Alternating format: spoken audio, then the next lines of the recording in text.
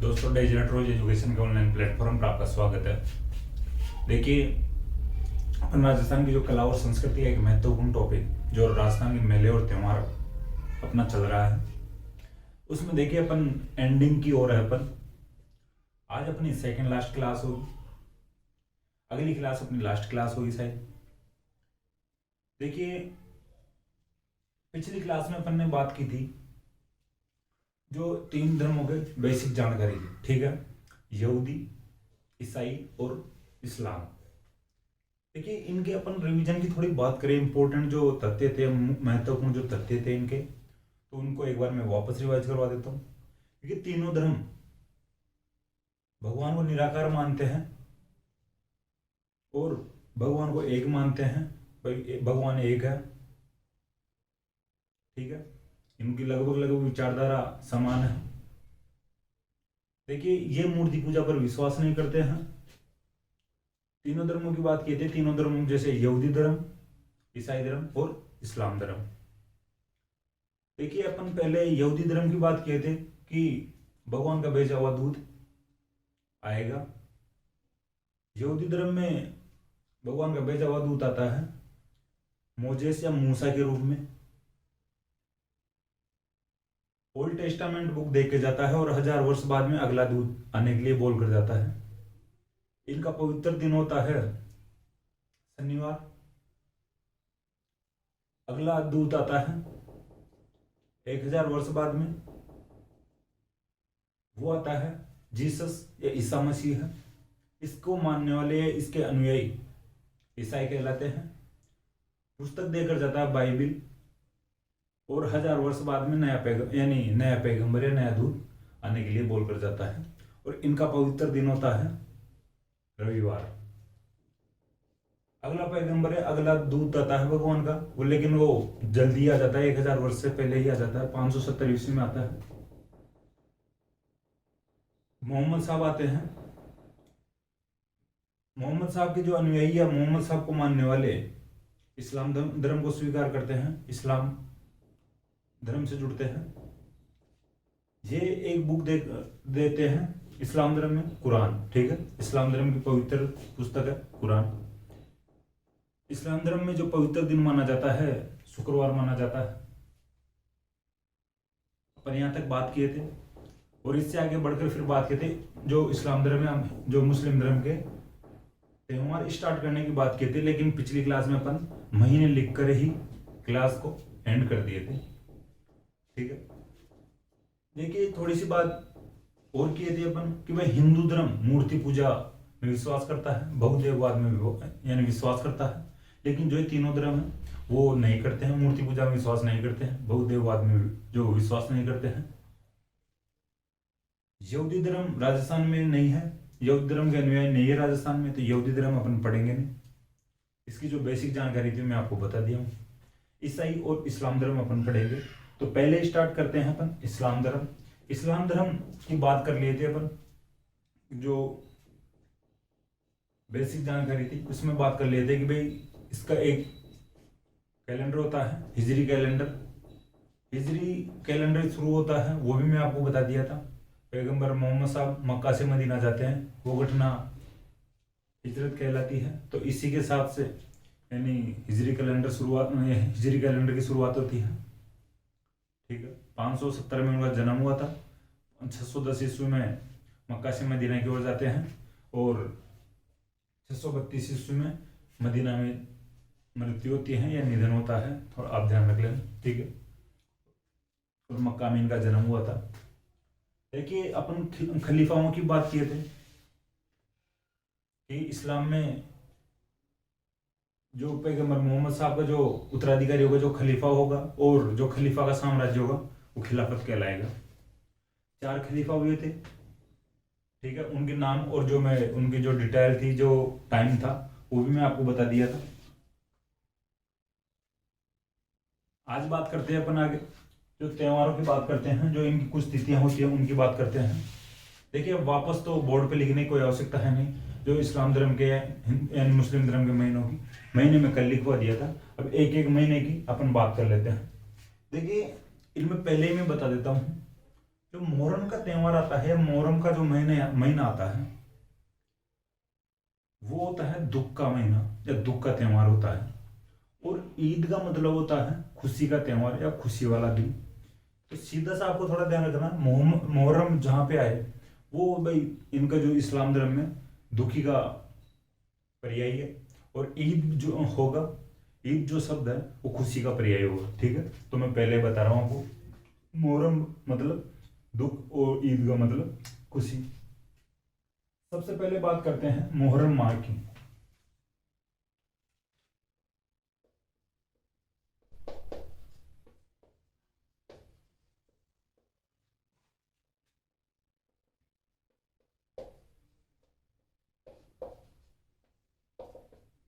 ठीक है, मुहर्रम माह की बात करते हैं। देखिए, मैं पहले आपको बता दिया था पिछली क्लास में कि इसमें जैसे हिंदू कैलेंडर जो विक्रमी कैलेंडर चलता है उनमें पक्ष चलते हैं, कृष्ण पक्ष और शुक्ल पक्ष।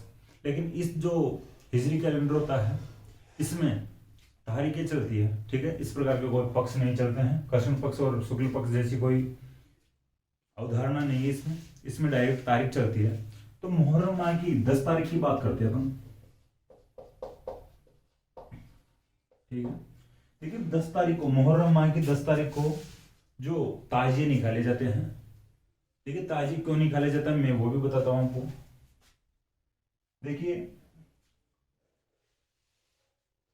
जो अली थे, ठीक है, पैगंबर मोहम्मद साहब के जो दामाद थे अली, अली का पुत्र था हुसैन। ठीक है, तो अली का पुत्र जो हुसैन था उसको मार दिया गया था। ठीक है, या हुसैन की हत्या कर दी गई थी मुहर्रम माह की 10 तारीख को। तो हुसैन की याद में ताजिए निकाले जाते हैं।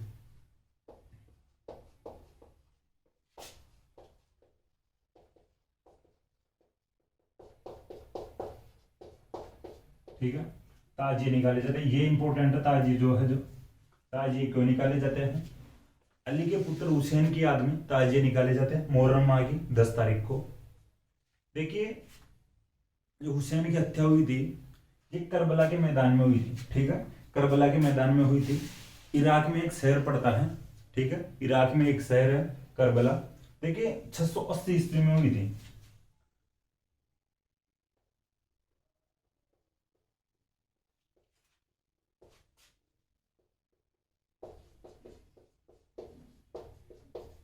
ठीक है, इराक के करबला के मैदान में 680 ईस्वी में हत्या कर दी जाती है हुसैन की। देखिए शहीद हो गए थे, लड़ते हुए शहीद हो गए थे। तो ध्यान रखना, मुहर्रम के दौरान जो ताजिए निकाले जाते हैं, ताजिए भाई देखो मैं बताऊं ताजिए कैसे होते हैं। जैसे अपने यानी शव को ले जाते हैं शमशान तक, तो अर्थी पर ले जाते हैं। ठीक है, जैसे अपने अर्थी होती है उस प्रकार के इनके ताजिए होते हैं। ठीक है, देखिए अर्थी जैसा ही जो इनकी जो बनाई जाती है ताजिए के रूप में, वही ताजिए। जैसे एक और बात बताऊं, जैसे अपन जहलजुलनी एकादशी को जब भगवान कृष्ण जी को स्नान करवाने के लिए लेकर जाते हैं, उसी प्रकार का एक जो व्यवस्था बनाई जाती है उसको ताजिए कहते हैं। सीधी सी बात यह है कि अर्थी के जैसा ही कुछ इनके होता है, ताजिया कहलाता है। ठीक है, हुसैन की याद में ताजिए निकाले जाते हैं। देखिए, जो इस्लाम में शिया और सुन्नी दोनों मनाते हैं, इस जो दुख के त्योहार में सभी शामिल होते हैं। ठीक है, ठीक है, करबला ये शहर का नाम है। ठीक है, आप जो यहाँ के स्थानीय लोग हो, जो भी स्टूडेंट यहाँ के स्थानीय जयपुर के, तो रामगढ़ मोड़ के पास में एक कस्बे का नाम है करबला। ठीक है, रामगढ़ मोड़ के पास में एक स्थान का नाम है करबला।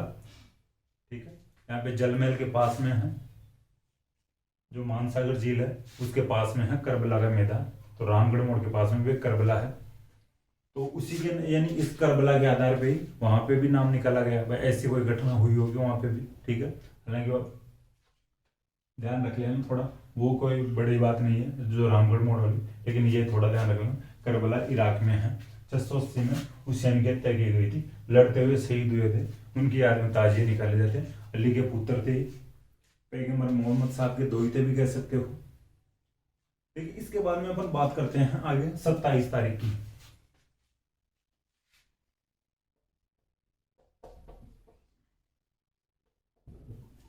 ठीक है, 27 तारीख की बात करते हैं। देखिए इस दिन एक उर्स लगता है, अपन मेले बोलते हैं, जैसे इनके उर्स होता है। ठीक है, सैयद फखरुद्दीन का उर्स लगता है 27 तारीख को।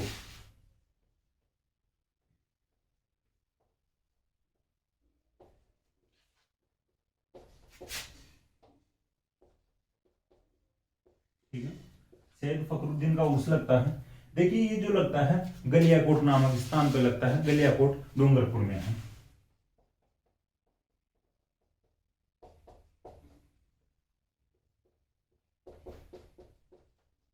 ठीक है, देखिए 27 तारीख को सैयद फखरुद्दीन का उर्स लगता है, गलियाकोट नामक स्थान जो डूंगरपुर में है, यहाँ पर ये उर्स लगता है। देखिए जो सैयद फखरुद्दीन है ये दाऊदी बोहरा संप्रदाय से थे। ठीक है, इनमें जो इस्लाम धर्म में एक समुदाय है दाऊदी बोहरा, पैसे वाले लोग होते हैं। बोहरा भाई लास्ट में नाम आ रहा है, बोहरा सरनेम बोहरा आ रहा है, तो अपन थोड़ा गांव में चलता है बोहरा, जो पैसे उधार उधार देते हैं उनको बोहरा बोलते हैं। ठीक है, तो ये भी उस जमाने में खूब पैसे देते थे, दान देते थे, लोगों को उधार देते थे। ठीक है, तो ध्यान रखना, सरकारों को भी खूब दान यानी पैसे देते थे। ठीक है, तो सैयद फखरुद्दीन बोहरा संप्रदाय से संबंध रखते थे, तो दाऊदी बोहरा संप्रदाय का प्रमुख स्थान है।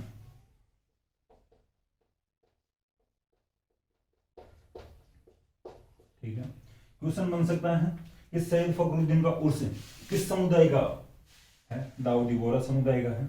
दाऊदी बोहरा समुदाय का एक महत्वपूर्ण उर्स कहाँ पे लगता है? तो ये ऑप्शन में दे सकते हैं, गलियाकोट डूंगरपुर। ठीक है, ध्यान रखना ये 27 तारीख में पूछी जा सकती है। सैयद फखरुद्दीन का उर्स किस तारीख को लगता है या किस माह की किस तारीख को लगता है? ठीक है, इस प्रकार से आप ध्यान रखना। खूब पैसे वाले लोग होते हैं, धनी लोग होते हैं। देखिए अब आगे बात करते हैं अगले माह की। जो सफर आता है इनका, जो दूसरा माह आता है सफर,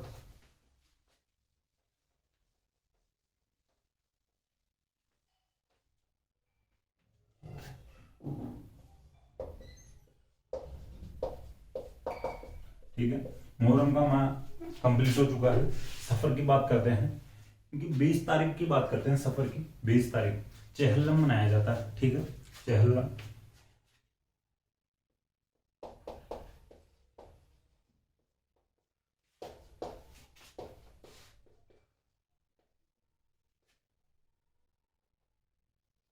ठीक है, जो त्योहार मनाए जाते हैं, फेस्टिवल मनाया जाता है।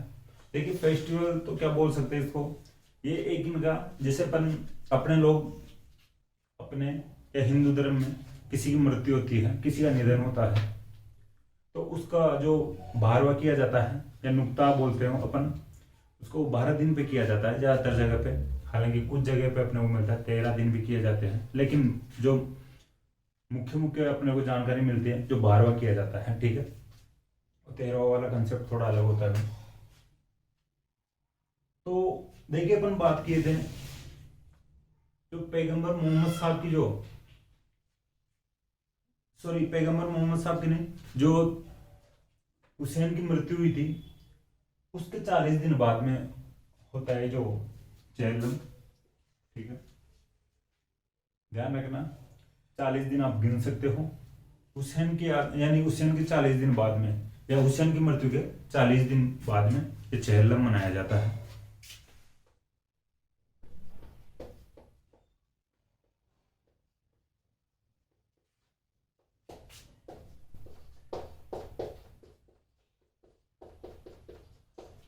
देखिए इसका मतलब यह है, हुसैन की मृत्यु के 40 दिन बाद में का मतलब यह है कि हर साल कि जिस तिथि को हुसैन की मृत्यु हुई थी या हुसैन की हत्या की गई थी, उस तिथि के 40 दिन बाद हर साल चेहल्लम मनाया जाता है। वह हर साल ताजे निकाले जाएंगे, हर साल में हुसैन की याद में ताजे निकाले जाएंगे, तो हर साल चेहल्लम में मनाया जाएगा उसकी जो मृत्यु या हत्या वाले दिन से 40 दिन बाद में। ठीक है, तो ये ध्यान रखना, सफर की 20 तारीख को चेहल्लम मनाया जाता है, हुसैन की मृत्यु के 40 दिन बाद मनाया जाता है। ठीक है, जैसे अपने 12वां होता है या 12 दिन तक शोक चलता है या दुख चलता है, उसी प्रकार से इनके 40 दिन तक शोक चलता है। इनका शोक या दुख 40 दिन या 40वें दिन खत्म होता है। ठीक है, देखिए बाद लिखा हुआ 40 दिन बाद, आप कहीं एक एक दिन गिन के मत बैठ जाना। ठीक है, तो 40 दिन आप गिन सकते हो, 40 दिन बाद में यही तिथि आती है 20 तारीख। ठीक है, इसके बाद में बात करते हैं तीसरे माह की। देखिए तीसरे माह की बात की थी अपन, रबीउल अव्वल।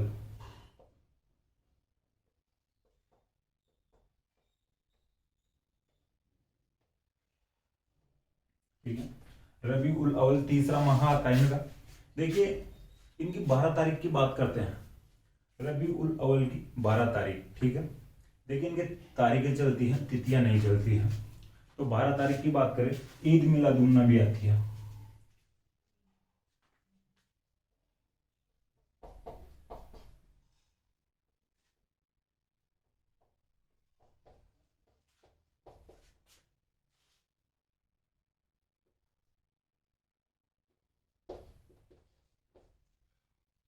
ठीक है, ईद मिलादुल नबी। ठीक है, ईद मिलादुल नबी। देखिए नबी का मतलब होता है दूध। ईद मिलादुल नबी। ठीक है, देखिए मिलादुल का मतलब होता है मिलना। ठीक है, दूध के मिलने की खुशी, ईद का मतलब खुशी होता है, मैं पहले बता चुका हूं आपको। ईद मिलादुल नबी, नबी पैगंबर दूत एक ही होता है, पर्यायवाची मान सकते हो आप। नबी का मतलब दूत होता है, मिलादुल का मतलब मिलना होता है, ईद का मतलब खुशी, दूध के मिलने की खुशी। ठीक है, ईद मिलादुल नबी मनाई जाती है। देखिए इस दिन रबीउल अव्वल की 12 तारीख को पैगंबर यानी मोहम्मद साहब का जन्म हुआ था, तो मोहम्मद साहब के जन्म के रूप में ईद मिलादुल नबी मनाई जाती है।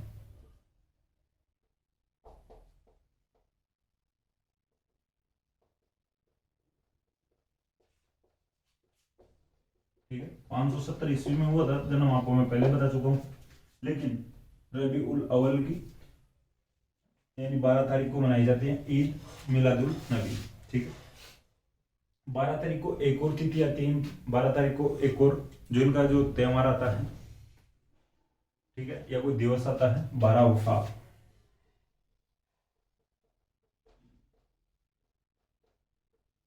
ठीक है, देखिए आपको मैं एक, जब अपन विक्रमी कैलेंडर के अनुसार हिंदू माह और त्योहार पढ़ रहे यानी मेले और त्योहार पढ़ रहे थे, उस समय एक फैक्ट बताया था, जैसा कि यहाँ पे अभी बता रहा हूं मैं। देखिए आपकी जिम्मेदारी है वो कमेंट बॉक्स में ऐड करना कि वो जो फैक्ट क्या था। ठीक है, देखिए जो 12 वफात, इस दिन पैगंबर मोहम्मद साहब की मृत्यु होती है।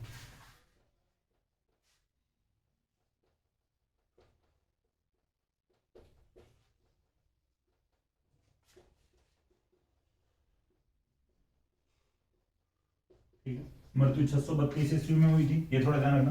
देखिए यहाँ पे मैं पैगंबर नहीं लिखा हूँ कहीं, आप ये समझ लो कि भाई ये कौन, ये अलग है और ये अलग है, आप लिख लेना यहाँ पे भी, ये भी पैगंबर मोहम्मद साहब है और ये भी पैगंबर मोहम्मद साहब ही।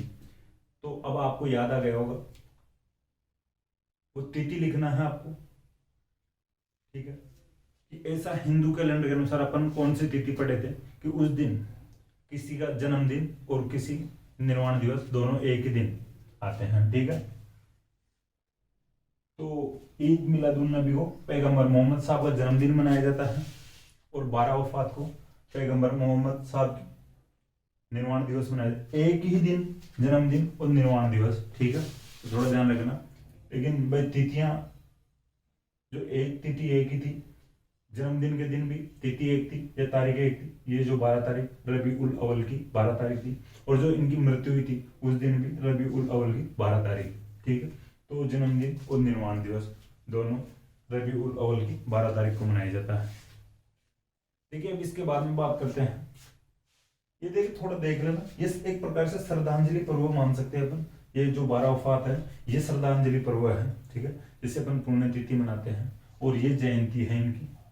ठीक है, जो ईद मिलादुन नबी वाली जन्मदिन वाली जयंती और जो निर्वाण दिवस वाली पुण्यतिथि या श्रद्धांजलि पर्व हो सकता है। ठीक, इसके बाद में 2 माह की बात करेंगे, उनमें कोई त्योहार नहीं आता। ठीक है, 3 जो माह पढ़ चुके हैं अपन, 3 में जो भी इनके जो त्योहार वगैरह है, जयंतियाँ वगैरह है, ये अपन पढ़ लिए हैं।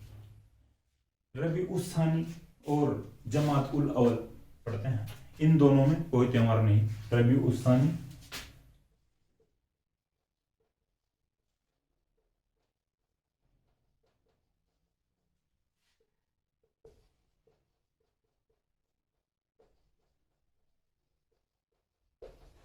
ठीक है, इनमें कोई त्योहार नहीं है। चौथे और पांचवें माह में, अब ये भी आप कमेंट बॉक्स में ऐड कर सकते हो कि विक्रमी कैलेंडर के अनुसार अपन माह पढ़ रहे थे, तो विक्रमी कैलेंडर में कौन कौन से माह में कोई त्योहार नहीं था। ठीक है, इधर जो इस्लाम धर्म के जो कैलेंडर है, इसमें रबी उस सानी और जमात उल अवल में कोई त्योहार नहीं। ठीक, रबी उस सानी और जमात उल अवल दोनों में कोई त्योहार नहीं। देखिए, अब आगे बात करें, जो छठवां माह आता है, जमात उस सानी की बात करेंगे। ठीक है, इसमें जो भी त्योहार है उसकी बात कर लेंगे। रबी उस सानी और जमात उल अवल में कोई त्योहार नहीं है। जमात उस सानी की बात करते हैं अपन।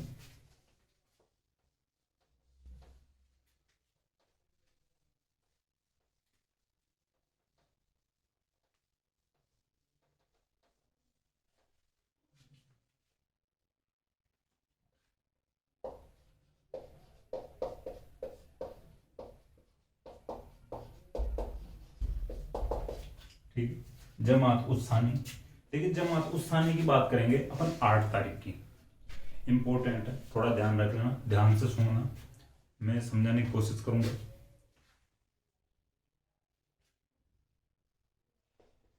ठीक है, जमात उस सानी की 8 तारीख की बात करते हैं, इंपॉर्टेंट तारीख है। देखिए, पहले आप सुन लो फिर लिख लेना। देखिए, 8 तारीख को इस्लाम धर्म के एक सूफी संत हुए हैं, महत्वपूर्ण सूफी संत, महान सूफी संत ख्वाजा मोइनुद्दीन चिश्ती, उनका जन्म हुआ था।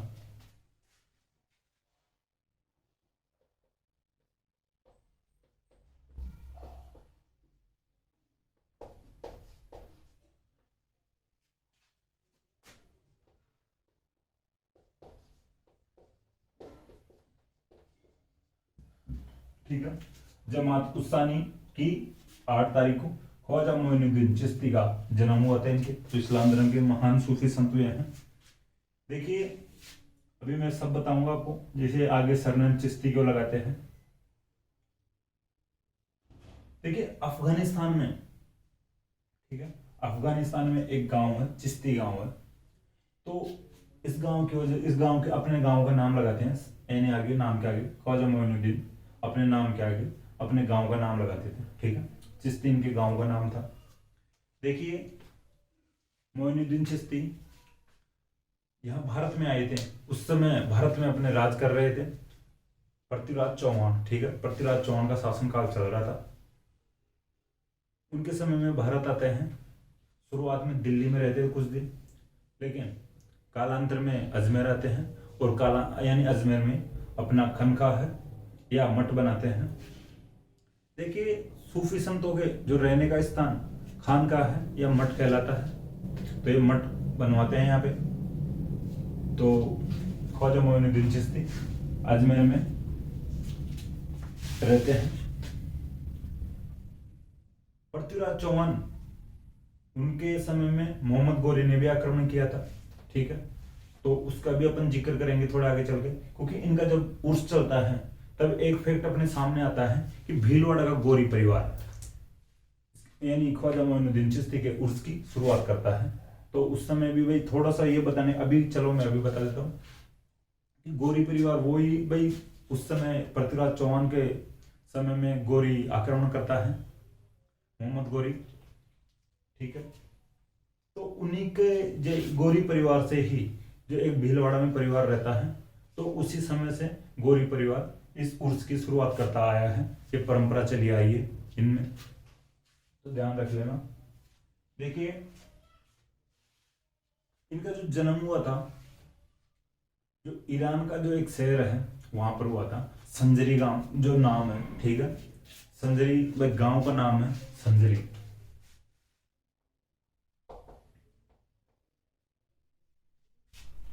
ठीक है, एक गांव का नाम है संजरी। ईरान उस समय में फारस बोलते थे, लेकिन वर्तमान में ईरान है। ठीक है, तो ध्यान रखना, गांव है संजरी। तो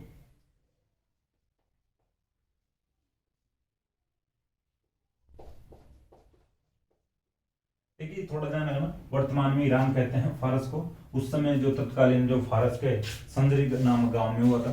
ठीक है, ये मैं आपको बता चुका हूँ। पृथ्वीराज चौहान के समय ये भारत आए थे, शुरुआत में दिल्ली में रहते हैं, कालांतर में अजमेर आकर अपना मठ बनवाते हैं, या मठ के रूप में यहीं पे रहते हैं। तो ध्यान रख लेना। हाल ही में इनका उर्स गया है अभी, हालांकि चलो अभी बात करते हैं आगे, उर्स भी पढ़ेंगे अपन। देखिए जो इनके नाम की बात बता दिया, जो आगे नाम लगाते हैं, जो चिश्ती, सॉरी मैं गांव का नाम बता रहा था आपको, चिश्ती, ये चिश्ती गांव का नाम नहीं है, थोड़ा ध्यान रखना भाई। चिश्ती सिलसिला है, पहले इनके जो गांव का नाम, हाँ भाई जो चिश्ती था, तो चिश्ती एक सिलसिला है इनका, इनका सिलसिला चला। तो चिश्ती सिलसिले की स्थापना की बात बताता हूँ मैं आपको, जो इसकी स्थापना कौन करता है। देखिए एक जो अलग से सिलसिला चला है इनका, ठीक है, तो चिश्ती सिलसिला, चिश्ती सिलसिले की अबू अब्दाल चिश्ती ने स्थापना की थी। आए चिश्ती गांव का नाम ही है।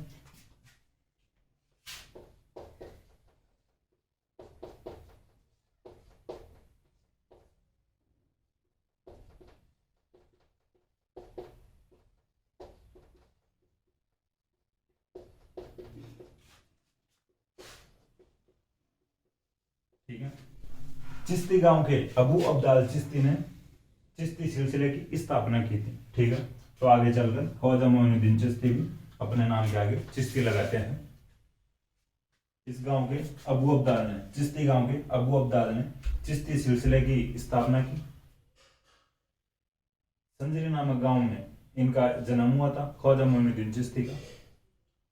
जमात उस्सानी की 8 तारीख को जन्म होता है। ठीक, तो ये इंपॉर्टेंट है, क्वेश्चन बनते हैं, इनका उर्स भी लगता है, आगे बात करते हैं आप अपन। देखिए नाम में आ रहा है ख्वाजा मोइनुद्दीन चिश्ती को ख्वाजा के नाम से भी जाना जाता है और गरीब नवाज के नाम से भी जाना जाता है। ठीक है, इस्लाम धर्म के किस सूफी संत को ख्वाजा के नाम से जाना जाता है, इस्लाम धर्म के किस सूफी संत को गरीब नवाज के नाम से जाना जाता है। तो इस प्रकार के फैक्ट पूछे जाते हैं एग्जाम्स में। ठीक है, तो थोड़ा ध्यान रखना। तो ये जो भी फैक्ट थे मैं आपको बता दिया हूँ। ठीक है, अपन 8 तारीख की बात किया है, जमात उस्सानी की 8 तारीख। ये देखिए ये माह कंप्लीट होता है ख्वाजा मोइनुद्दीन चिश्ती पर ही।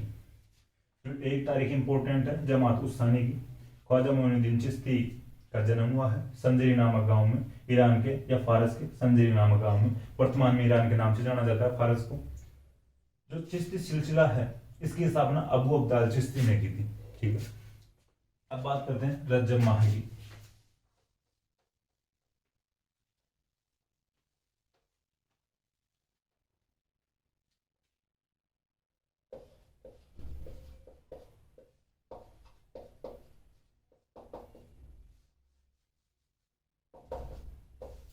ठीक, रजब माह की बात करते हैं। देखिए अब इसमें बात करेंगे अपन रेगुलर 1 से 6 तारीख तक। ठीक है, 1 से 6 तारीख तक बात करेंगे।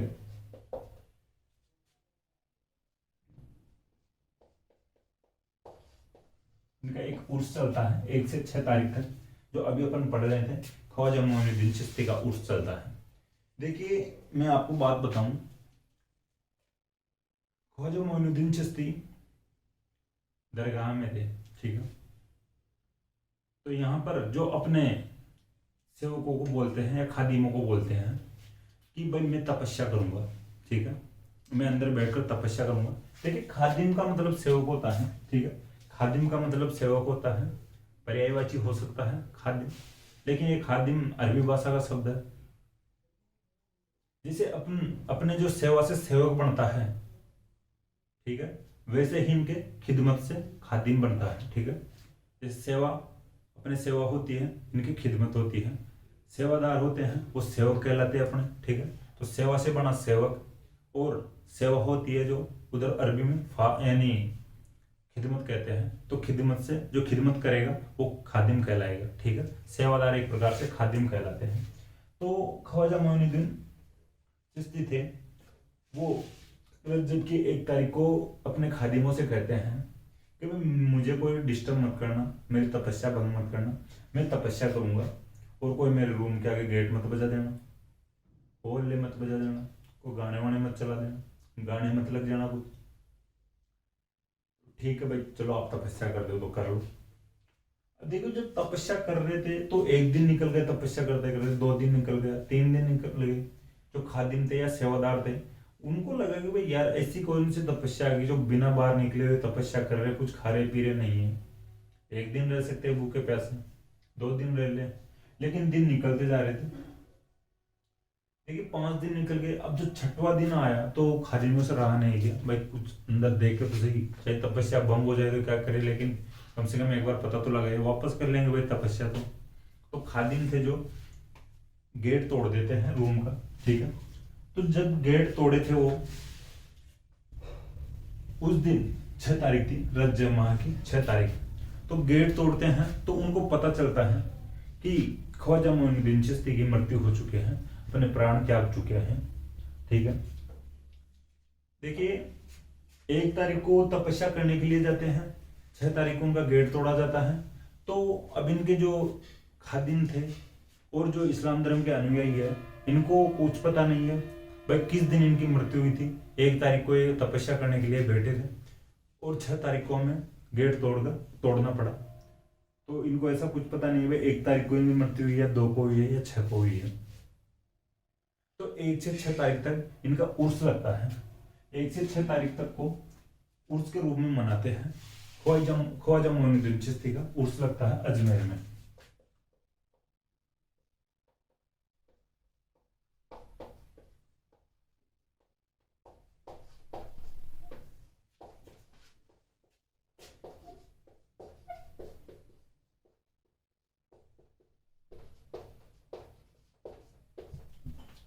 ठीक है, अजमेर में उर्स लगता है, इनकी दरगाह है अजमेर में, ख्वाजा मोइनुद्दीन चिश्ती की दरगाह है अजमेर में।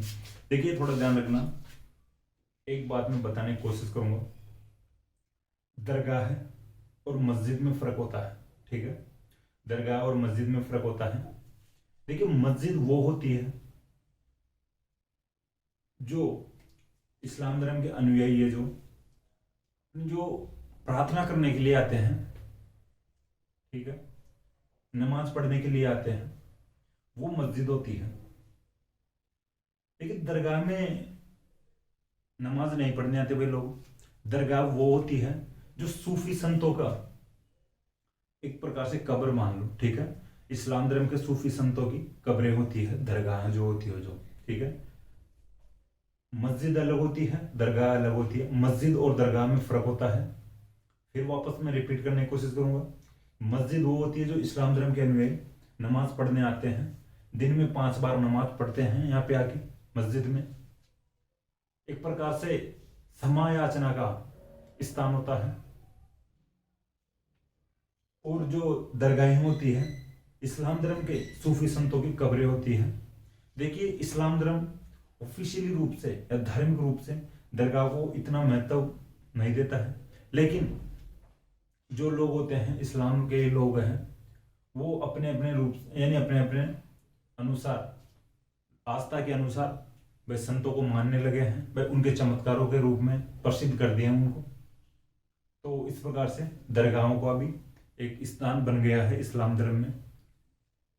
देखिए ऑफिशियली रूप से, मैं वापस बता रहा हूँ, ऑफिशियली रूप से इस्लाम धर्म दरगाहों को नहीं मानता है।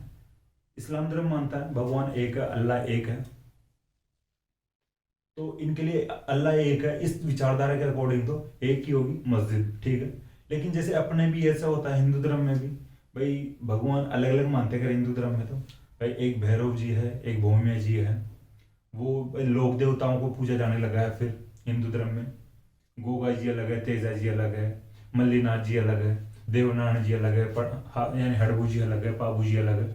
इस प्रकार से फिर इनके भी जो दरगाहें प्रसिद्ध हुई है, भाई इनके जो चमत्कारों से अपने भी, जैसे गोगा जी, हड़बू जी, पाबू जी, इनके चमत्कारों को प्रसिद्ध करके इनको प्रसिद्ध कर देते हैं और पूजा जाता है इनको। तो उसी प्रकार से इनके भी दरगाहें जो है कब्रें हैं एक प्रकार से, ठीक है, इस्लाम धर्म में। तो मस्जिद और दरगाह है, मैं अंतर बता दिया आपको। तो ये भी यहाँ पे अजमेर में भी दरगाह है, ख्वाजा मोइनुद्दीन चिश्ती की दरगाह है। जो उर्स लगता है अजमेर में लगता है, देखिए उर्स लगता है जिसको शुरू करता है भीलवाड़ा का गौरी परिवार, जो इसका शुरुआत करता है। इसमें देखिए चांद के अकॉर्डिंग उर्स लगता है कि रजब का जो चांद दिखाई देगा उसी दिन से ये शुरू हो जाता है। इनकी ज्यादातर मान्यता होती है कि रात में चांद दिखाई देगा, उसी रात से स्टार्ट हो जाता है। अगर चांद दिखाई नहीं देता तो उसके जस्ट अगले दिन से या सुबह से उर्स स्टार्ट हो जाता है। 6 दिन तक उर्स चलता है। देखिए उर्स में ये चलते हुए चादरें पेश की जाती है, गुलाब के फूल चढ़ाए जाते हैं, ठीक है। जायरीन बाहर से भी आते हैं, इस्लाम धर्म के सभी जायरीन आते हैं। हालांकि पाकिस्तान से भी यहाँ पे चादर आती थी, लेकिन अभी जो सांप्रदायिक जो स्थितियां हैं भारत और पाकिस्तान की, तो देखिए कभी कभार नहीं भी आती है पाकिस्तान की तरफ से। और अभी उर्स लगा है इनका 23 तारीख के आसपास, ठीक है, आप फिक्स डेट देख लेना। लेकिन 23 तारीख के आसपास इनका उर्स लगा है ख्वाजा मोइनुद्दीन चिश्ती का अजमेर में। 811वां उर्स था, ठीक है, जो 2023 में लगा उर्स, जो 811वां उर्स था।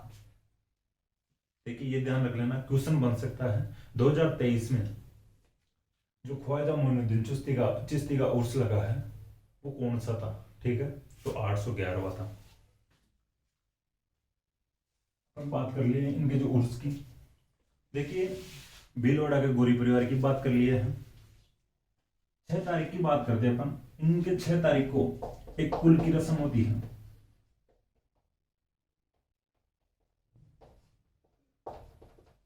देखिए जो ये दरगाह है, हालांकि थोड़ा ज्यादा हो जाएगा, लेकिन फिर भी बताने की कोशिश करूंगा जितनी जानकारी है। जो दरगाह है अजमेर वाली, इसके गेट, इसका दरवाजा खोला जाता है।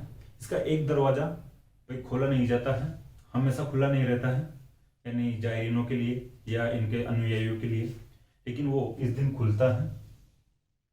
और इस दिन इस दरवाजे से जो प्रवेश करना या इस दरवाजे से जाकर अंदर भाई जो भी इनके अंदर होता है उसका दर्शन करना या ढोक लगाना महत्वपूर्ण माना जाता है, ठीक है। तो ये दरवाजा 1 तारीख को खोल दिया जाता है और 6 तारीख को बंद कर दिया जाता है, ठीक है। 6 तारीख को एक इनकी रस्म होती है, कुल की रस्म होती है, ठीक है। 6 तारीख को कुल की रस्म के साथ ये जो उर्स लगता है ये कंप्लीट हो जाता है या इसका समापन हो जाता है, ठीक है, ध्यान रखना। देखिए इसी माह जो रजब माह की 9 तारीख की और बात करते हैं। जो उर्स है 6 तारीख को खत्म हो चुका है, समापन हो चुका है, लेकिन इसी माह की 9 तारीख की और बात करते हैं। एक रस्म और होती है, बड़े फूल की रस्म,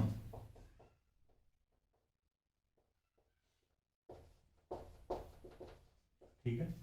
6 तारीख को कुल की रस्म, 9 तारीख को बड़े कुल की रस्म होती है रजब माह में, ठीक है। 1 से 6 तारीख की बात कर लिए, उर्स चलता है, अजमेर में चलता है, ख्वाजा मोइनुद्दीन चिश्ती का उर्स चलता है। 9 तारीख को बड़े कुल की रस्म होती है, 6 तारीख को कुल की रस्म होती है। अब देखिए 1 तारीख की और बात करते हैं, 27 तारीख की, इसी रजब माह की 27 तारीख। देखिए रजब माह की 27 तारीख को सभी मेराज मनाया जाता है इनके,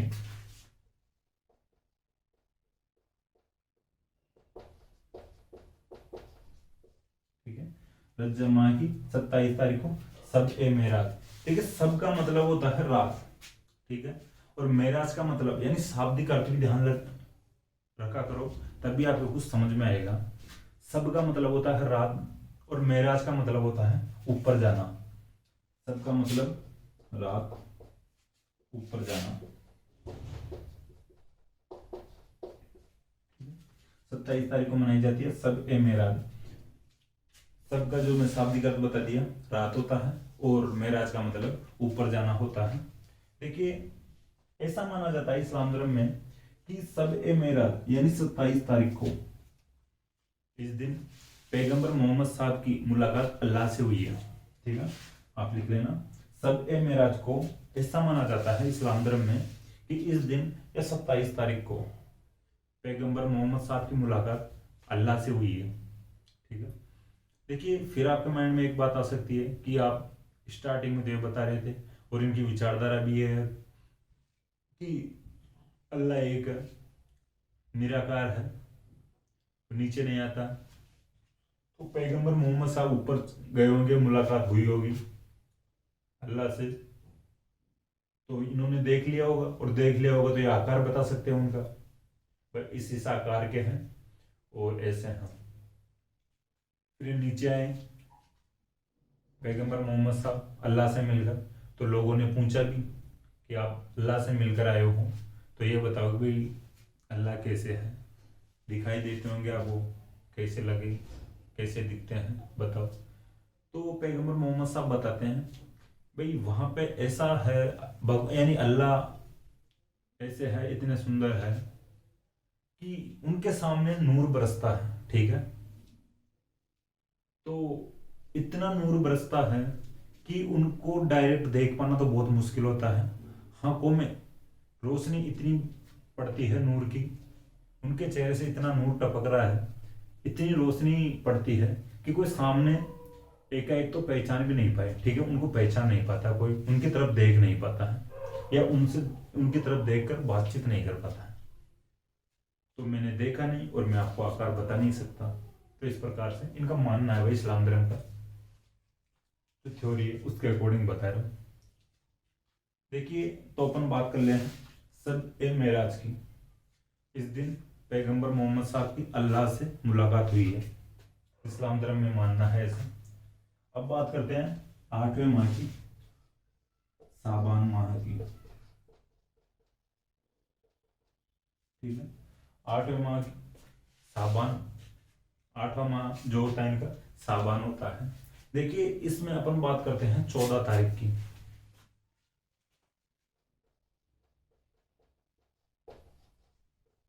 देखिए, 8वें माह जो साबान माह की 14 तारीख को सब ए बारात मनाई जाती है, सब ए बारात।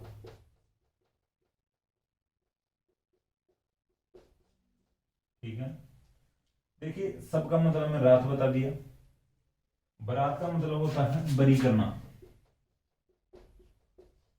ठीक है, अपने किसी, देखिए सीधे तौर पे मैं बताने की कोशिश करूंगा। बरी का मतलब ये होता है कि भाई जो कोई भी कोई केस चल रहा हो और कोर्ट उसे बरी करता है, आपने सुना हो बाइज्जत बरी किया गया है, तो बरी का मतलब छोड़ना है, माफ करना होता है। ठीक है, सब ए बारात, बरी करना। देखिए, जो सब ए बारात वाले दिन, या 14 तारीख को, साबान माह की 14 तारीख को, ये सब ए बारात वाले दिन मुस्लिम धर्म में, इस्लाम धर्म में जो अनुयायी है इस्लाम धर्म के, वो क्षमा मांगते हैं। ठीक है, माफी मांगते हैं, माफी मांगने का दिन होता है ये।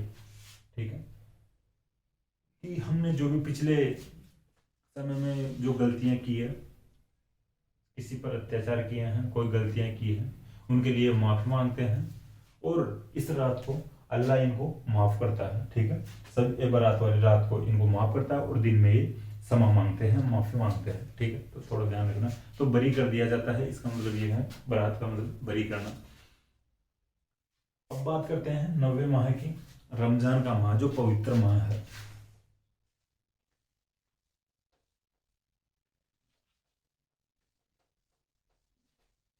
देखिए, पवित्र माह है, आप लिख लेना, रमजान का जो महीना है ये इस्लाम धर्म में पवित्र माह माना जाता है, और रमजान माह में रोजे रखे जाते हैं।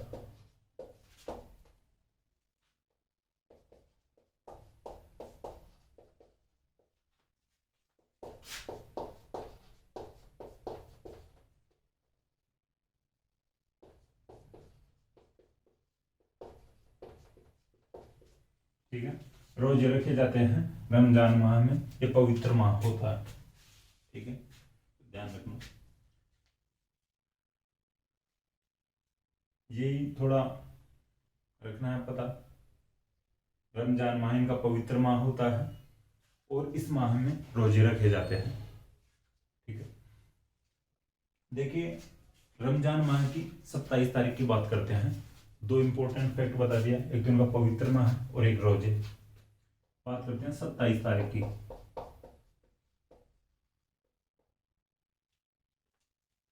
देखिए 27 तारीख को सब एक कदर मनाई जाता है इनके।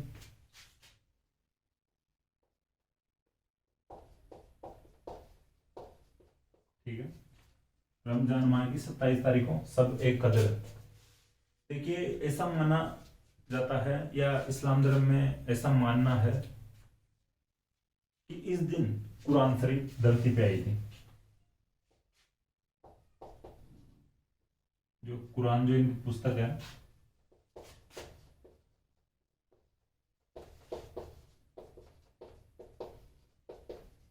ठीक है, कुरान शरीफ धरती पर आई है, ऐसा इनका मानना है। ये ऐसा मानते हैं कि जो पवित्र पुस्तकें हैं, हर किसी के बस की बात तो है नहीं लिखना, हर कोई आम आदमी नहीं लिख सकता। तो कुरान जो एक प्रकार से जो रास्ता दिखाने लायक है पुस्तक है, जो अच्छी पुस्तक है, पवित्र पुस्तक है, धार्मिक पुस्तक है, ये पुस्तक हर कोई आम आदमी नहीं लिख सकता। ये ऊपर से आई है, यानी भगवान यानी अल्लाह ने भेजी है। ठीक है, जो भी इंपॉर्टेंट पुस्तकें हैं इनका ऐसा ही मानना है। ठीक है, तो इस्लाम धर्म मानता है सबे कदर वाले दिन या रमजान माह की 27 तारीख को मानता है, तो इस दिन कुरान धरती पर आई है। ठीक है, अब देखिए और बात करने क्या, इस माह की बात कर लिया अपन, रमजान माह की बात की है, और रमजान की इतनी बात याद रखनी है। बात आगे करते हैं 10वें माह की, सवाल माह आता है।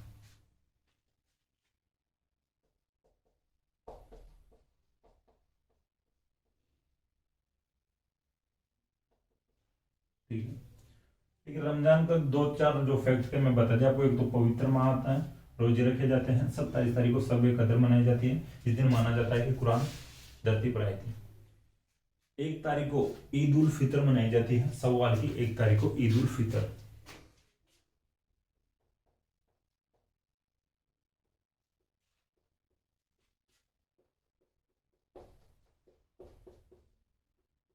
ठीक है, सवाल माह की 1 तारीख को ईद उल फितर मनाई जाती है। देखिए जो ईद उल फितर है, इसको मीठी ईद भी कहा जाता है, भाईचारे का त्यौहार भी कहा जाता है, और सिवैयों की खीर भी कहा जाता है, यानी सिवैयों की ईद भी कहा जाता है। ठीक है, सिवैयों की खीर नहीं, सिवैयाँ बनाई जाती हैं इनके ईद उल फितर वाले दिन। भाईचारे का त्यौहार होता है, और मीठी ईद तो होती है भाई, सिवैयाँ वगैरह बनते हैं इनके, तो आप लिख लेना। एक तो मीठी ईद कहा जाता है ईद उल फितर को, क्वेश्चन बन सकता भाई, ईद उल फितर, मीठी ईद, भाईचारे वाला जो त्यौहार आता है इनके, जो यही है मुख्य रूप से, और सिवैयों की ईद, ईद उल फितर को कहते हैं। भाई सिवैयों की ईद किस त्यौहार को कहा जाता है? ईद उल फितर को कहा जाता है। मीठी ईद ईद उल फितर को कहा जाता है, तो थोड़ा ध्यान रखना। सवाल माह की 1 तारीख को मनाई जाती है ईद उल फितर। फिर एक त्यौहार आता है, जिलका त्यौहार आता है। ठीक है, जिलका, इसमें भी कोई त्यौहार नहीं है, सॉरी मैं भी बोला शायद, मुझे लग रहा है मैंने ऐसे बोला कि एक और त्यौहार आता है जिसमें कोई त्यौहार नहीं आता। एक माह आता है जिलका, जिसमें कोई त्यौहार नहीं आता। ठीक है, जिलकाद माह में भी कोई त्यौहार नहीं आता, तो 3 माह हो गए इनके। देखिए अब बात करते हैं जिलहिज, जो लास्ट या आखिरी में माह है इनका, इसको मिटा के फिर बताने की कोशिश करूंगा मैं आपको, क्योंकि थोड़ा ज्यादा डिटेल आएगी।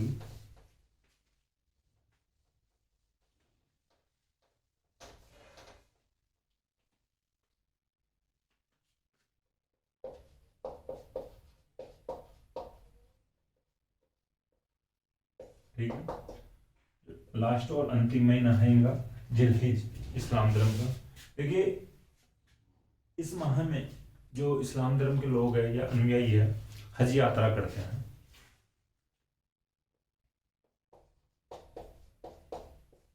ठीक है, जिलहिज वाले माह में हज यात्रा करते हैं इस्लाम धर्म के लोग। देखिए, हज की बताऊं मैं, हज यात्रा करते हैं जो दो स्थानों की करते हैं, मक्का और मदीना की। सऊदी अरब में है मक्का मदीना, तो हज यात्रा के लिए मक्का मदीना जाते हैं। देखिए, मक्का में तो जन्म हुआ था मोहम्मद साहब का, और मदीना में मृत्यु हुई थी, तो दोनों ही स्थान इनके लिए तो इम्पोर्टेंट है। ठीक है, ध्यान रखना। हज यात्रा के लिए मक्का मदीना जाते हैं, सऊदी अरब में मक्का मदीना। 600 यानी 570 में जन्म हुआ था, 632 ईस्वी में मृत्यु हुई थी। ठीक है, बात करते हैं 10 तारीख की, जिलहिज की 10 तारीख की।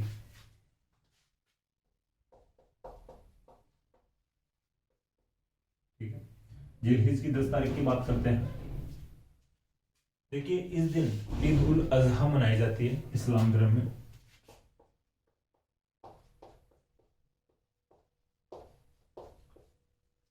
अजहा, अभी ईद उल फितर की बात किए थे, जो मीठी ईद, सिवैयों की ईद, भाईचारे का त्योहार के रूप में जानी जाती है। देखिए, अजहा का मैं अर्थ बताने की कोशिश करूंगा, समझना।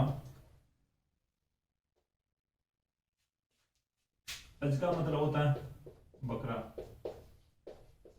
ठीक है, अजहा का मतलब होता है बकरी। ठीक है, अज का मतलब बकरा, अजहा का मतलब बकरी होता है। जिलहिज की 10 तारीख को ईद उल अजहा मनाई जाती है, बकरीद के रूप में प्रसिद्ध है, कुर्बानी का त्योहार है इनके, बकरीद भी कह सकते हैं इसको। देखिए, आप लिख लेना, कुर्बानी का त्योहार भी ईद उल अजहा को कहा जाता है। ठीक है,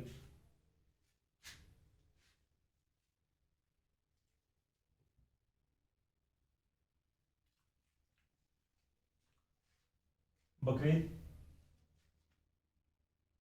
और कुर्बानी का त्योहार दोनों समझ लेना। ईद उल अजहा को ईद उल फितर मीठी ईद होती है, ईद उल अजहा बकरीद होती है, कुर्बानी लगती है बकरे की। ठीक है, ऐसा इनका मानना है। देखिए, जो इनकी कुर्बानी वाली जो बात है, जो बकरीद है, बकरे की जो कुर्बानी की परंपरा चली आ रही है इस्लाम धर्म में, वो भी मैं थोड़ी समझाने की कोशिश करता हूं। देखिए, हजरत इब्राहिम, यानी हजरत इब्राहिम थे। ठीक है, इस्लाम धर्म के हजरत इब्राहिम, उनका एक बेटा था इस्माइल।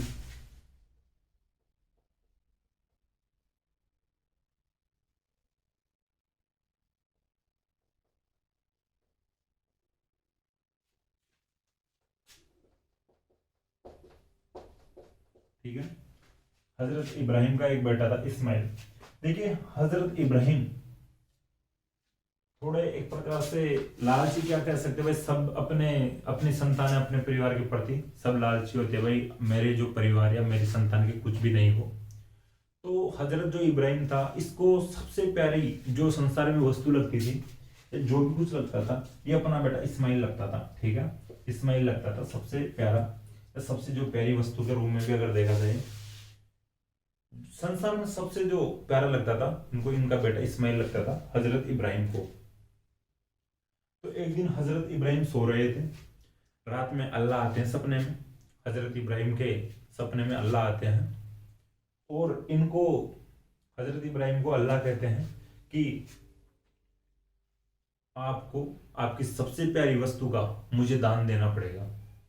ठीक है, आप आपकी सब जो आपको सबसे प्यारी लगती है संसार में, उसका दान देना पड़ेगा मुझे। ठीक है, हजरत इब्राहिम सुबह उठते हैं और लोगों को बताते हैं कि मेरे सपने में रात को अल्लाह आए थे और मुझे कह के गए हैं, या मेरे से मांग की है कि तेरी सबसे प्यारी वस्तु का दान देना पड़ेगा, और मेरी सबसे प्यारी वस्तु है मेरा बेटा इस्माइल,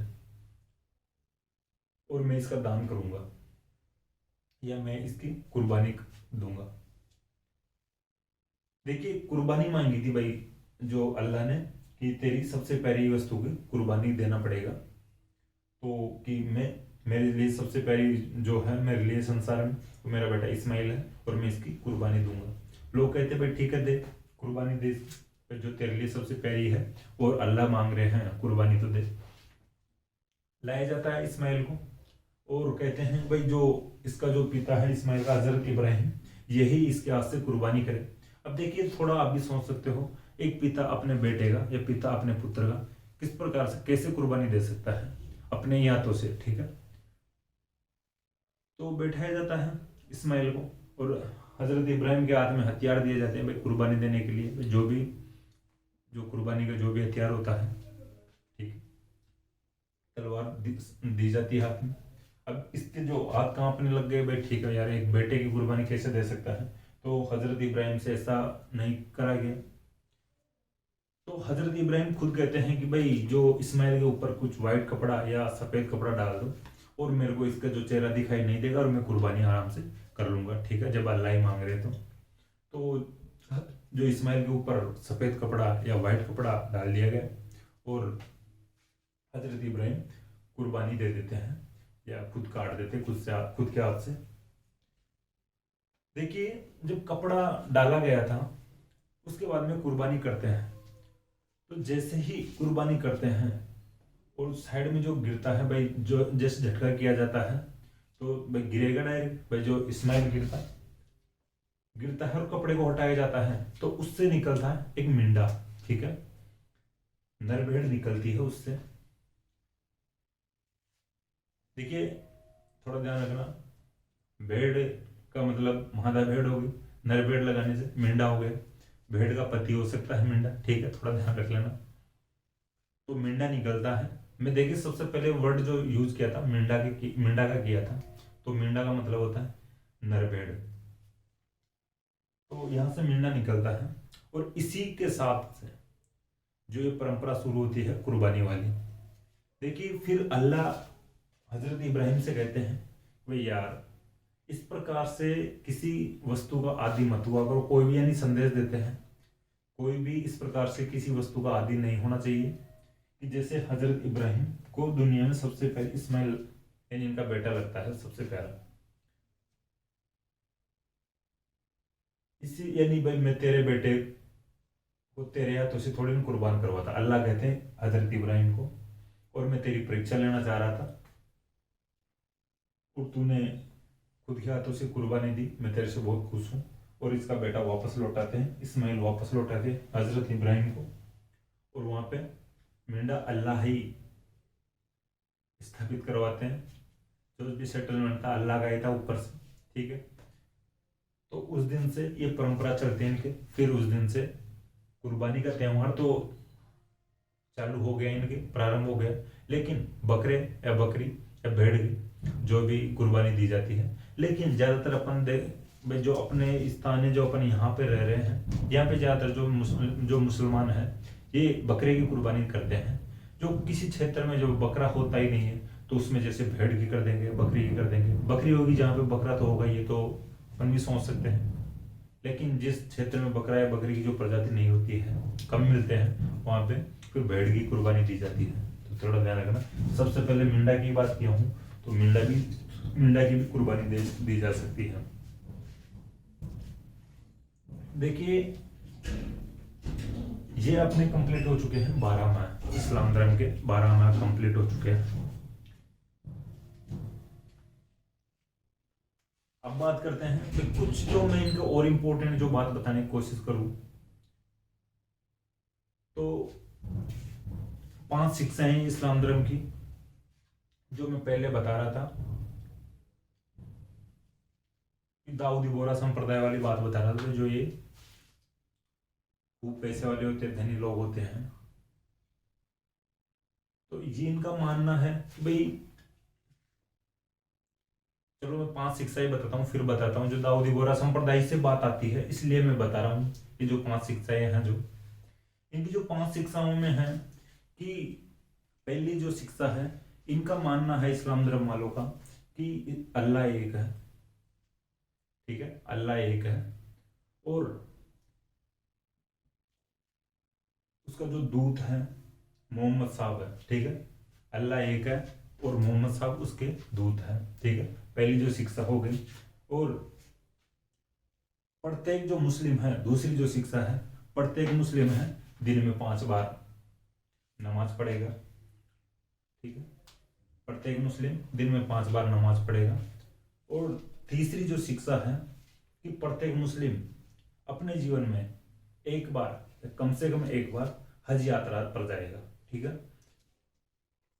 चौथी शिक्षा है प्रत्येक मुस्लिम यानी रमजान के दौरान रोजे रखेगा। ठीक है, प्रत्येक मुस्लिम रमजान माह में रोजे रखेगा। और जो पांचवी शिक्षा है वो है कि जिस मुस्लिम पर किसी भी प्रकार का कोई भी कर्जा नहीं है, वो अपनी इनकम का या अपनी आय का 1/5 भाग या 20% वार्षिक रूप से दान करेगा। ठीक है, वो जो दान है वो जकात कहलाता है इस्लाम धर्म में। एक प्रकार अपन जकात पढ़ते हैं इस्लाम धर्म में, तो जकात यही है जो दान करते हैं, जो मुस्लिम दान करते हैं। जिस मुस्लिम पर कोई कर्जा नहीं हो, वो अपनी आय का 1/5 भाग या 20% भाग है जो दान करेगा। जो दान करते हैं 1/20 भाग या 20% अपनी आय का, उसको जकात कहते हैं। देखिए, जो भी है ये वार्षिक बताया हूं, जो एक वर्ष में जो भी कमाएगा जो मुस्लिम, और जिस पर कर्जा नहीं है, ठीक है, जिसके कर्जा होगा तो वो तो कहां से दान करेगा। लेकिन जिस मुस्लिम के कोई दान कर्जा नहीं है, वो अपनी वार्षिक आय का 20% या 1/5 भाग दान करेगा, कि वो जकात कहलाएगा। ठीक है, 5 शिक्षाएं बताया हूं। पहली शिक्षा है कि अल्लाह एक है, मोहम्मद साहब उसके पैगंबर है, दूत है। दूसरी शिक्षा है कि प्रत्येक मुस्लिम एक बार हज यात्रा पर जाएगा। तीसरी शिक्षा है कि प्रत्येक मुसलमान दिन में 5 बार नमाज पढ़ेगा। चौथी शिक्षा है जो प्रत्येक मुस्लिम या प्रत्येक मुसलमान रोजे रखेगा। और जो पांचवी शिक्षा है कि प्रत्येक जिस मुसलमान पर कोई कर्जा नहीं हो, वो अपनी वार्षिक आय का 1/5 भाग या 20% दान करेगा, जिसे जकात कहते हैं। ठीक है, तो ये 5 शिक्षाएं थी मुस्लिम धर्म की या इस्लाम की, तो इनका थोड़ा ध्यान रखना। लेकिन रोजा वाली जो बात भी समझाने की कोशिश करूंगा कि अल्लाह का मानना है, फिर उसके अकॉर्डिंग भाई जो मुस्लिम या इस्लाम धर्म माना है कि जो रोजे रखे जाते हैं, क्यों रखे जाते हैं, कि जिस एक माह में जब रोजे रखे जाएंगे तो लोगों को पता चल जाएगा कि भूख क्या होती है और भूखा कोई परेशान कितना हो सकता है। जो बंदा, जो कैंडिडेट रोजा रखेगा, उसको पता चल जाएगा आराम से भूख के दौरान कितनी परेशानी हो सकती है, रोजों के दौरान अपने को कितनी परेशानी होती है। ठीक है, नियम बहुत टफ है, मैं पहले बता चुका हूं रोजों के। तो कोई मुसलमान रोजा करेगा और उसको पता चल जाएगा इस बात का, तो उसके पास कोई भी, यानी कभी भी कोई भूखा व्यक्ति आता है, तो अपने पास कई बार होता है, कुछ लोग होते हैं, कुछ लोग सही भी होते हैं, कुछ लोगों के पास कोई भूखे व्यक्ति आते हैं, कोई भिखारी आते हैं और वो कहते हैं कि मेरे को भूख लग रही है और मुझे खाना खिला दो। तो कुछ लोग उनको यानी गलत मान के भगा देते हैं, धमका के भगा देते हैं। लेकिन जो बंदा रोजा कर लेगा, उसको इसकी अहमियत पता चल जाएगी कि कोई भूखा व्यक्ति कितना परेशान हो सकता है। जो रोजों के दौरान जो एक माह है जब वो भूखा रहता है, हर किसी को पता चल जाता है भाई भूख क्या होती है। ठीक है, तो अल्लाह का मानना है कि भाई जो एक माह में रोजा करेगा, एक माह भूखा रह के देखेगा, तो खुद समझ जाएगा और वो किसी को भी भूखा नहीं रहने देगा। उसको जब तक किसी कैंडिडेट का पता चलेगा कि भाई ये भूखा है, तो उसको भूखा कम से कम सोने तो नहीं देगा या भूखा रहने नहीं देगा। तो ये बातें हैं इस्लाम धर्म की। इस्लाम धर्म को अपन कंप्लीट कर लिया है। ठीक है, थोड़ा ध्यान रखना। देखिए, और थोड़ी बात समझाने की कोशिश करूं। ये तो थोड़ी भाई अदर फैक्ट है, जहां से इसको थोड़ा समझा सकता हूं मैं, थोड़ी बता। जैसे इनके इस्लाम धर्म में एक 786 जो नंबर होते हैं, एक कंसेप्ट चलता है। कंसेप्ट क्या है, इसको कोई ऑफिशियल नहीं मानते हैं इस्लाम धर्म में। ठीक है, तो थोड़ा ध्यान रखना। 786 इनका एक डिजिट है, इनको ये शुभ मानते हैं। देखिए एक शब्द है इनके, उनके जो अरबी भाषा के अकॉर्डिंग जो संख्या दी गई है, उस शब्द के जो भी अक्षर है उनकी जो संख्या मानी गई है, हर एक अक्षर को संख्या दी गई है अरबी भाषा में। ठीक है, जैसे अपने कमल हो, ठीक है, अब क को अलग संख्या दी जाए, मैं को अलग संख्या दी जाए और ल को अलग संख्या दी जाए।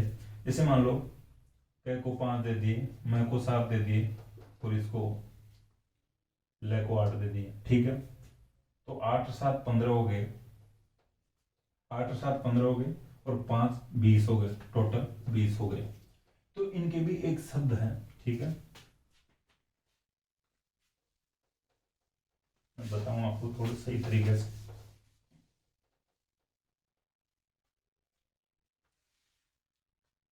देखिए वो शब्द है बिस्मिल्लाह इरहमा निर्हिम।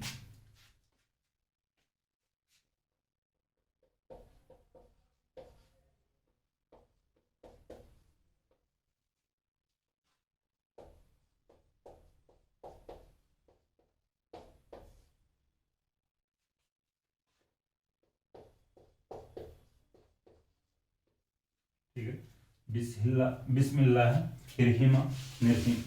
ठीक है, इरहमा निर्हिम।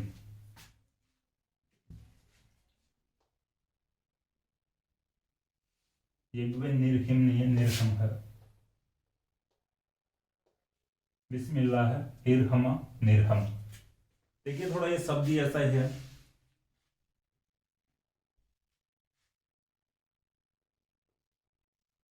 बिस्मिल्लाह निर्हमा निर्हिम, ये जो शब्द है ऐसा मानना है इस्लाम धर्म का।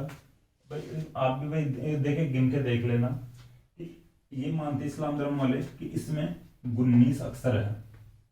ठीक है, 19 अक्षर है इस शब्द, यानी इस शब्द में, पूरे शब्द में इस्लाम धर्म 19 अक्षर मानता है और सभी अक्षरों को अलग अलग डिजिट दिए गए हैं। वो जो अलग अलग डिजिट दिए गए हैं, उन डिजिट या उन संख्याओं को अगर जोड़ा जाता है या उनका कैलकुलेशन निकाला जाता है तो 786 आता है। ठीक है, 786।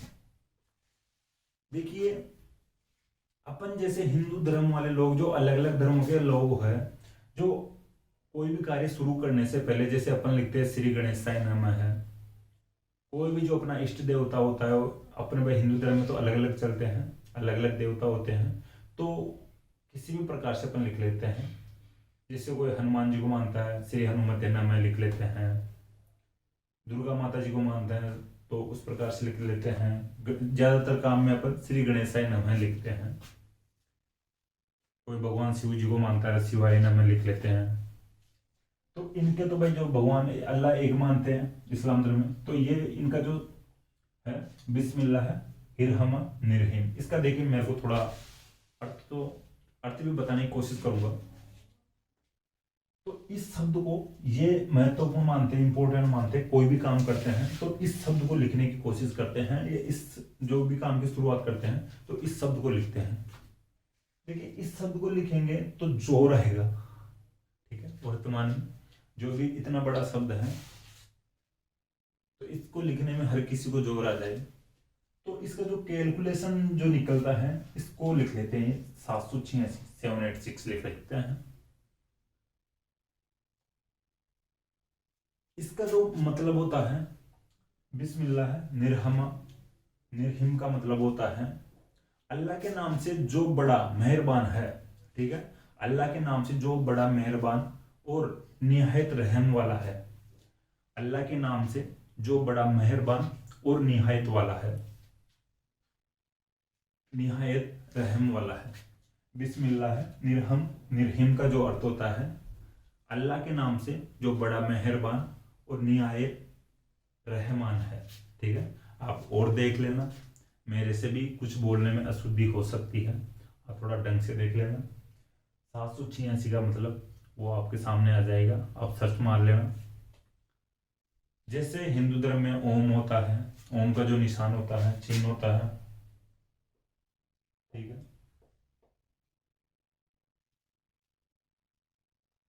ये जो क्रॉस वाला चिन्ह होता है ईसाई धर्म में, इस प्रकार से अलग अलग धर्मों के अलग अलग चिन्ह माने जाते हैं, पवित्र या धार्मिक रूप से जो सिंबल माने जाते हैं। तो ये जो 786 है इनके माना जाता है। हालांकि इसको भी ऑफिशियली नहीं माना गया इस्लाम धर्म में। ऑफिशियली इनके जो ये शब्द है, इस शब्द के जो प्रत्येक अक्षर को संख्याएं दी गई है, अरबी भाषा में सभी अक्षरों को संख्याएं दी गई है। मैं थोड़ा आपको बता दूं तो उन जो 19 जो अक्षरों की जो संख्याओं को जोड़कर देखा जाता है तो 786 आते हैं। तो ये 786 वाला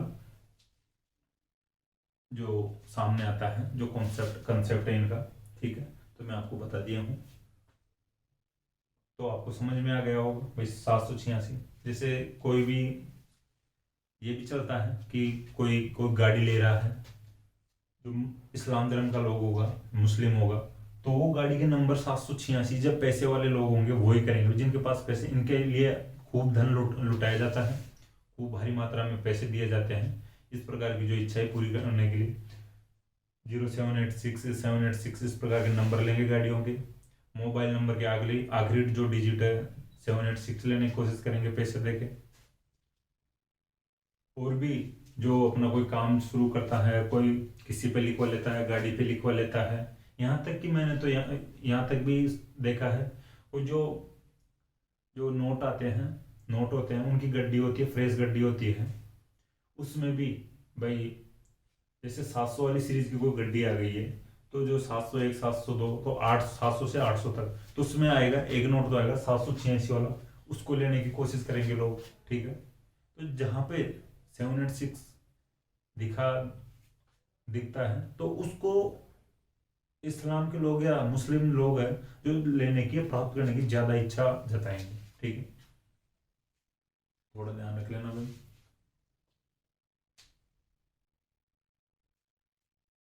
आपको सही समझ में आया होगा, मैंने समझाने की आपको कोशिश की है।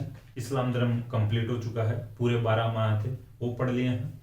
कुछ जो अदर फैक्ट थे वो भी मैं बता दिया हूँ, जैसे 786 वाला जो कंसेप्ट है ये बता दिया, इस्लाम धर्म की जो 5 शिक्षाएं हैं वो बता दिया आपको, ठीक है।